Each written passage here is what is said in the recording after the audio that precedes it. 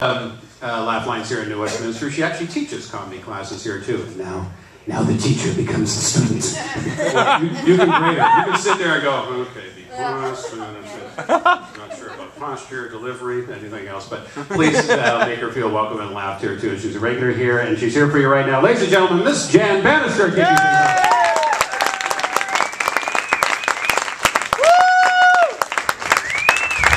Thanks, Mark. I think we're going to put you on the stage there. I didn't know to do that. Weather always is a joke, though, so... Anyway, hi, thank you again all very much for coming out. I really do appreciate it. I'll just start off by saying that it's an exciting time of the year. It's wedding season. Ladies, are you married? Oh, engaged? Oh, so nice, so nice. How old are you? 23, perfect. Get that starter marriage out of the way right now. 23, now she's 24. You've waited too long.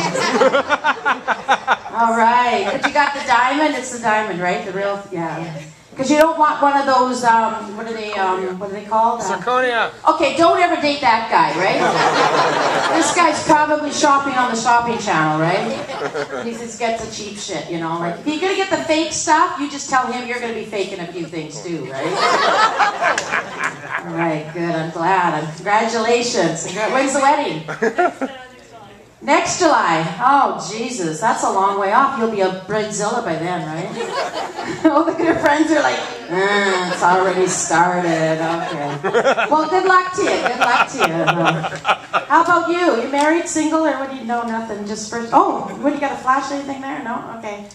Well, thanks. And it's the time of year, too. It's grad as well, right? All the grads are all out there celebrating. A friend of mine, her girlfriend, or her daughter's graduating, and I was over there the other day, and they're all getting their hair done, and they're talking about the dates and the boys, and she said to me, was it like this when you were around, Janice, when you were graduating? You know, it's the same thing, all excitement, has anything changed? I said, no, you know, when I was at grad, I remember that, it was, you know, hair and boys, and I said, but we used to do this thing, I don't know if any of the ladies in the house remember this, I think I'm the oldest one here tonight, but we used to take a pencil and put it under our boobs, and if you could hold it in there, it meant your boobs were growing. Now I get my whole fucking laptop under there. I'm just saying technology's changing, that's what I'm trying to tell you. It's really, you know. But I like it, because I'm one of those boomers now, right? I'm one of those crazy boomer ladies. Or we like to be called Zoomers, because we like to do shit, right? Like we go and we travel and we fight. But the good news is all you young people, I'm glad you're here because you're going to be paying my pension. Because I'm getting it all by the time you get there. Nothing left, nothing left. I heard that. He knows too. He's the same age. But I remember, like, I was one of these kids that grew up. I grew up in the Kootenays and, you know, we had just, things were different, right? I had one of these dads, you know, that he could drive a car with his belly. You know, we'd all get in the car, me and my brothers and my dog and everybody. My dad would be just like load us into the car and he'd say, okay, everybody ready, let's go. And he would just drive down the whole street with his belly. It was awesome. I'd be holding my brother by his feet out the window, like, you know. You guys got all the seat belts and you're locked in and everything, right? The only type of belts I remember from when I was a kid was those ones that used to hold our they were like a hammock, and we used to put that big mattress in it every once a month, you know? Oh yeah, you know what I'm talking about, ladies, right? Oh, a few of you, yeah, the old... Seriously. But the good news, you always got out of gym class, right? You know, because your friend was there. Because you'd walk into gym class, you're like, I can't do the exercises today. That's how old I am, right? That's great, you know?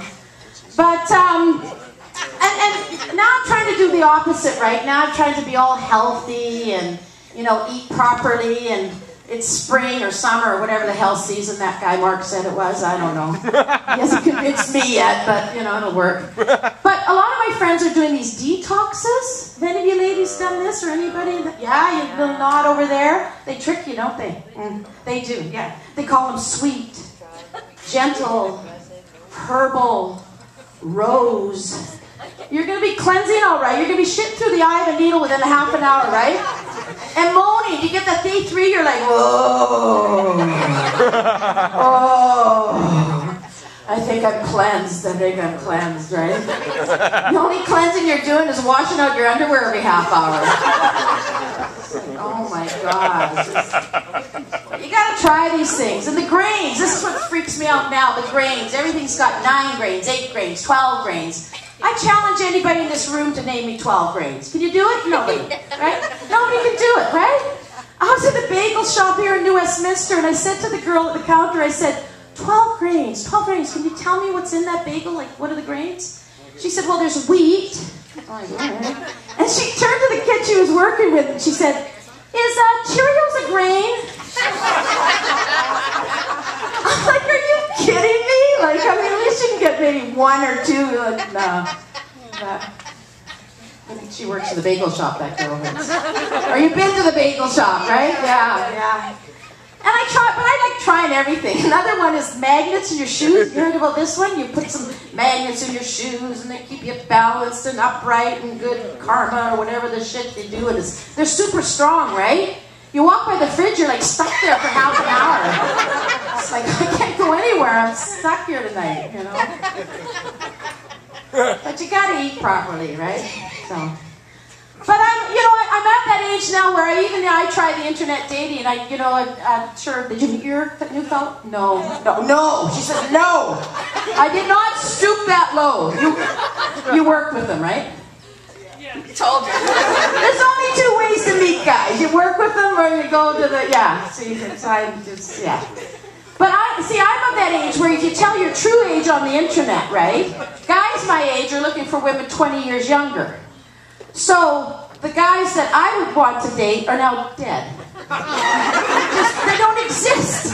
There's that, just this, in the middle of the thing there, they're just dead. They're not alive anymore. This guy over here with the white hair is laughing his face off right now. He's like, oh my God, is that true? But it is, but I think maybe I'm actually going to think about, I know this is a little hard to say, but I think maybe I might start looking at married men. Because I think they might be more fun to date, right? Because they're busy most of the time. Right? And you don't have to do shit with them on holidays, because they'll have all that going on, right? So, I'm just going to stick with that kind of thing. I stepped over the edge there, didn't I? All of a sudden, you've all got morals. Well, welcome to the group.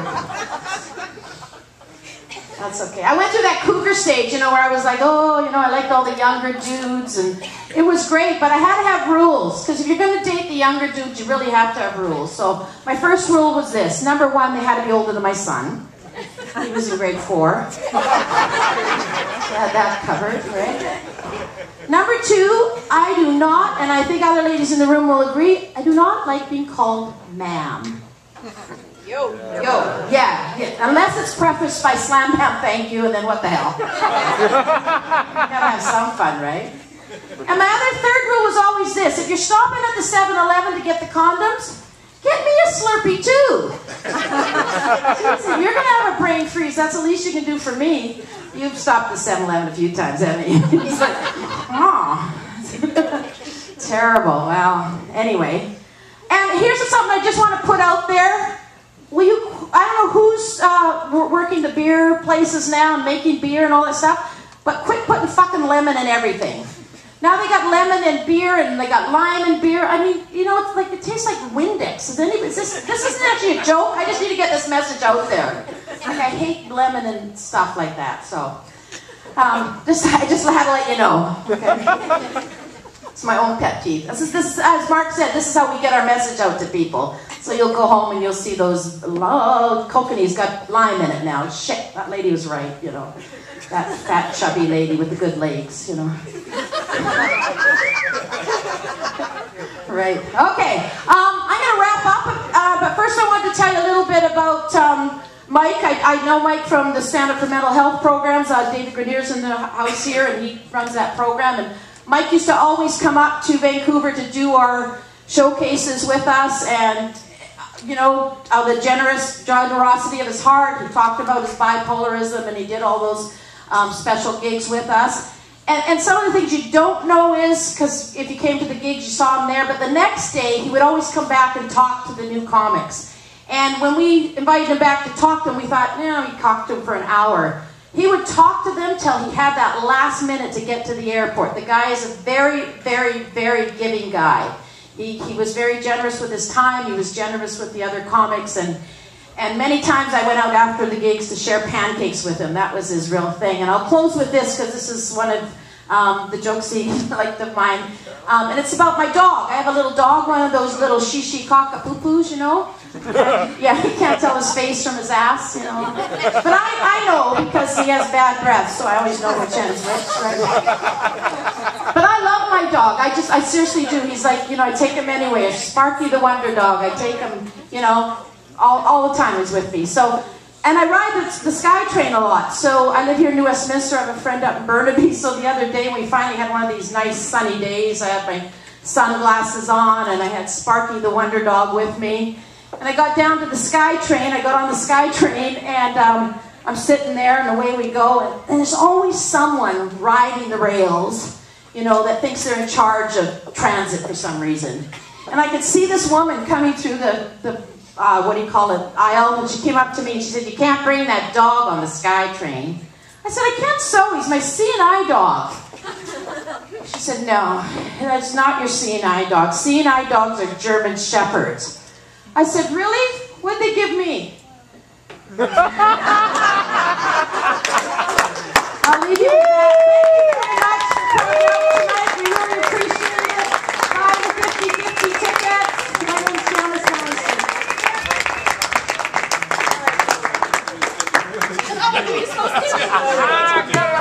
All right, Jan Bannister, everybody.